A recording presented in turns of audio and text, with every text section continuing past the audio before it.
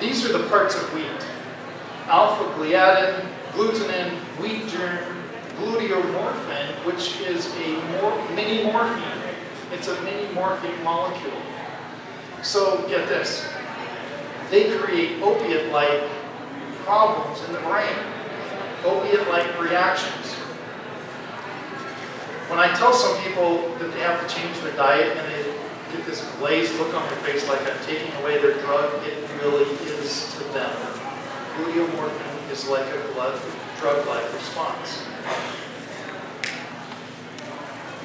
I tell them that because it's destroying them, and they have this amazed look on their face. Gluteomorphins create morphine, opiate-like response, and destroys the brain.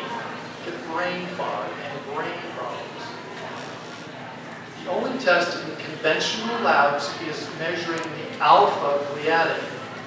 You're missing all the others, all the other fractions of gluten.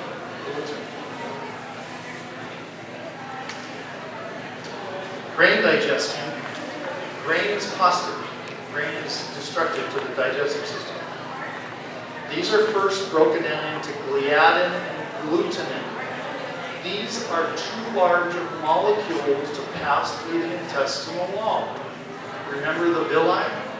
The finger-like projections? The proteins that escape digestion, they absorb, they invade, and they inflame surrounding tissues. Transglutaminase is an enzyme that you use to break down gluten into deaminated gliadin. That's also what's very destructive. Do you know you can go to the store and buy gluten in a bag? It says gluten. Deaminated gliadin is a binder. You get it in meats when they all package the meats nicely. How come every piece of meat looks nice and round? That's one of the reasons. It's a binder. It's in packaged foods.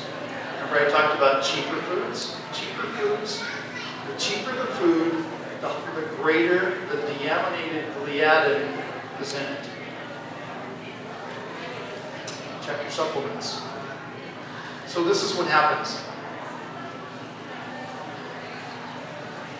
These deaminated parts of gluten, they number one absorb when they shouldn't, and they punch through and invade the intestinal wall, inflame and surround tissues, to the point of intestinal destruction we call enteropathy. This is all nice and functional. This has been eroded, and now you see pores developing throughout the intestinal wall. This is where the large protein molecules begin to absorb when they shouldn't. Now you get larger intestinal destruction. Smooth muscle breakdown. You have smooth muscles in your intestines at the actin myosin level. Remember that in biology? Those are what makes muscles move. When you break that down, you lose your muscle activity in your gut because of this process.